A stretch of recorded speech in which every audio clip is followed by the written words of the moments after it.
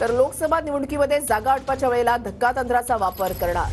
पत्रकारांसोबत अनौपचारिक चर्चा करताना अजित पवार यांनी ही सुद्धा माहिती दिली आहे। लोकसभेसाठी जागा वाटपाबाबत महायुतीमध्ये प्राथमिक चर्चा पूर्ण झाली आहे असं देखील अजित पवारांनी म्हटलंय। विजयाचा निकष लावून जागा वाटप आणि उमेदवार निश्चित होणार असं देखील अजित पवार यांनी म्हटलेलं आहे।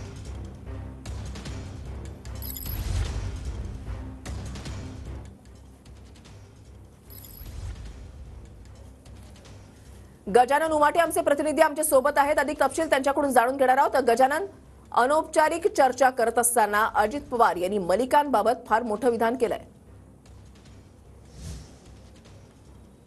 नक्कीच काल उपमुख्यमंत्री अजितदादा पवार यांनी पत्रकारांसोबत अनौपचारिक चर्चा केली। त्यामध्ये नवाब मलिक यांच्याबाबत त्यांनी वक्तव्य केलेलं आहे। काही दिवसापूर्वी उपमुख्यमंत्री देवेंद्र फडणवीस यांनी अजितदादा यांना एक पत्र लिहिलं होतं आणि त्या पत्रात स्पष्ट सांगितलं होतं की देशद्रोहाचे आरोप नवाब मलिक यांच्यावर लागलेले आहे, त्यामुळे त्यांना सत्ताधारी पक्षात घेणं योग्य ठरणार नाही, परंतु निर्णय अजितदादाला घ्यायचा आहे, अशा प्रकारचं ते पत्र होतं। आता काल अजितदादा पवार यांनी त्याबाबत स्पष्टता केलेली आहे की गैरसमज झाला होता उपमुख्यमंत्री देवेंद्र फडणवीस यांचा आणि त्यामुळे ते पत्र त्यांनी लिहिलं होतं आणि तो गैरसमज असा होता की नवाब मलिक यांनी सत्ताधारी राष्ट्रवादीला पाठिंबा दिलेला आहे असा तो गैरसमज होता असं ते म्हणालेले आहे। परंतु एकूणच हा जो गोंधळ निर्माण झाला होता तो नवाब मलिक पहिल्या दिवशी जेव्हा कामकाजात सहभागी झाले तेव्हा ते सत्ताधाऱ्यांच्या बाकावर बसले। त्यानंतर विरोधकांनी जे आहे ते मोठ्या प्रमाणात यावर जाब विचारला होता भाजपला की देशद्रोहाचे आरोप झाले, देवेंद्र फडणवीस यांनीच आरोप केले होते, मग ते सत्ताधाऱ्यांच्या बाकावर कसे